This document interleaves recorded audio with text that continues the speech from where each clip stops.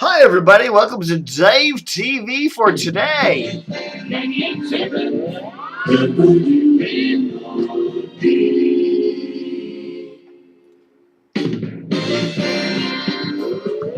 WMOD. 98.7 WMOD.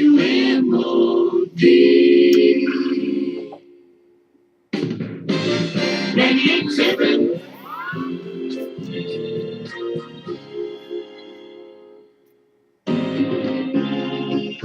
98.7 WMOD. All right, if I drive you crazy, WMOD was on 98.7. That was back before WMZQ launched 25 years ago. Was it 25 years ago? I think 77, right? Yeah. And it was a cool station. It had an oldies format for a while. Then it kind of went into contemporary hits and all that other stuff. One of the cool things about it was one of the Pat Murphy, one of the radio greats of the Washington area, who worked at a whole bunch of stations over the years. He was the morning man there for a while. And I've just been hearing from Pat. And so I decided to let's punch up some Pat Murphy memories here. If I can, oh my, am I out of focus? I'm sorry about that. There we go. Let's punch up some Pat Murphy memories as the WMOD jingles play in the background. There he is, Pat Murphy. What was he? He was actually on Channel 5's 10 o'clock news there. Wow. And then, of course, this is, of course, when Pat Murphy was doing the morning show there at WEEL, WEEL in Fairfax, Virginia, 1310. Murphy in the morning. And here is the infamous picture of Murphy in the morning when he was on WMOD.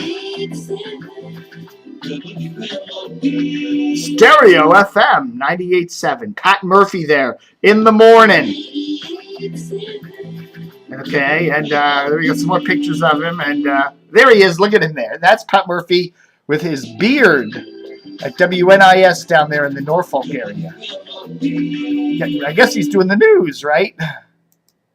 And all these are all other things from our N, but anyhow, our M category. But anyhow, okay, thank you. Those play on and on and on to drive you crazy. They'll drive you insane listening to more than 10 minutes of that. But anyhow, Pat Murphy there. So I get an email from Pat.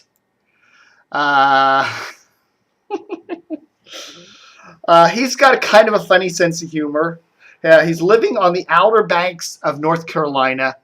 Quote, this is a quote from Pat, dying from cancer, and he's heavily armed. Unquote.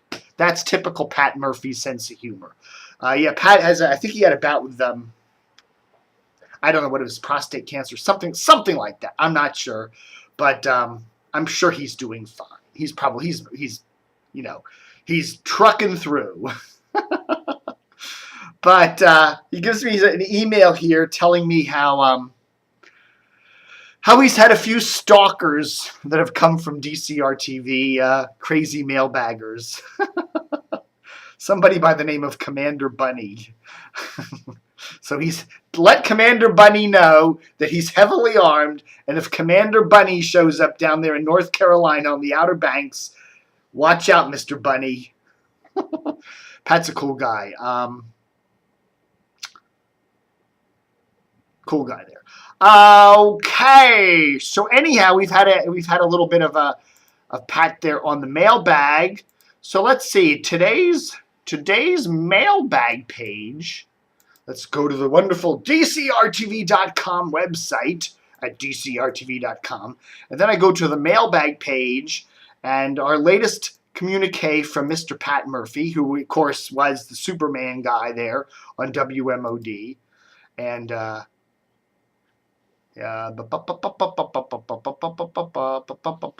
okay, yeah. So yeah, Pat Murphy. So we got somebody who did recreated the bumper sticker there, the WEEL bumper sticker that we just saw, using modern graphic software, and wants to put it on a T-shirt. And of course, but they do put it on a T-shirt. Pat Murphy Pat Murphy, Superman. We will hawk them here on DCRTV, hopefully. So, tip of the old bunny cap to Pat Murphy there, one of the radio greats, and a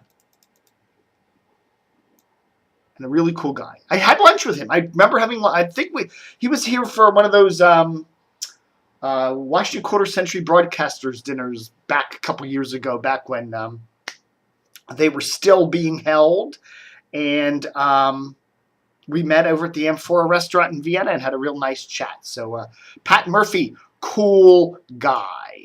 Yeah. Still no solution to that. Still no solution to our mystery of who left the WHFS 99.1 plastic banners there at the DCRTV World Headquarters on Saturday.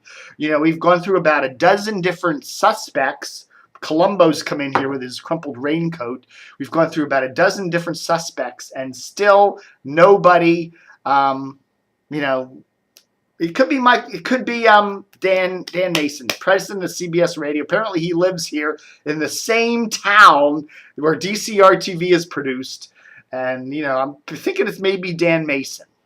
You know, he can, you know, Dan, big limo pulled up. Chad Dukes opened the door. Dan Mason got out, brought over those things, put him in my front door, and then Chad escorted Dan back to his limo, opened the door, Chad put on his cap, and they drove off together.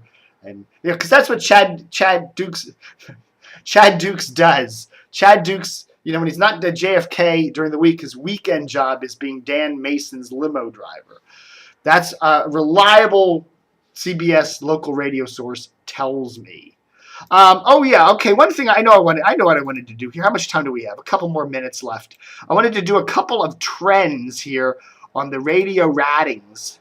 Yesterday we got the radio ratings for the second week of July. Okay, second week of July. Now that is actually the end of June and the first bit of July. Don't tell me how Arbitron, you know, they do this weird thing. Second week of July was actually late June, early July, which included the derecho period where all the power went out for a lot of people in the Washington area. And of course, the rating show, we're looking at the 2554 money demo, WTOP, with a big lead, with a 9.5 share in the money demo for that week of the derecho. And that's to second place WHUR at a 7.4. So they had a 2.1 share lead, which is huge, which means a lot of people were listening to WTOP, obviously, because their power was out and they were, you know, getting all the storm information. So, you know, a really big, you know, TOP, you know, in the money demo, they've been 5th, 3rd, 2nd, 5th since April and 4th, and now they jumped to number 1. So the big storm there, the derecho, that 30 minutes of heavy winds knocked down a lot of trees. That did some good news for WTOP, the all-newser. The interesting thing is that WNEW, the all all-newser in town, the new one, I don't see much of a bump for them. They were 25th place. They've been 30th place, 29th place, 25th place, and then this last period they were 26th place. So I didn't see a discernible jump for them. Okay, I just don't. They were also relaying their signal on WIAD, and their WIAD, which is Fresh FM, actually went down a little bit from 13th to 15th place.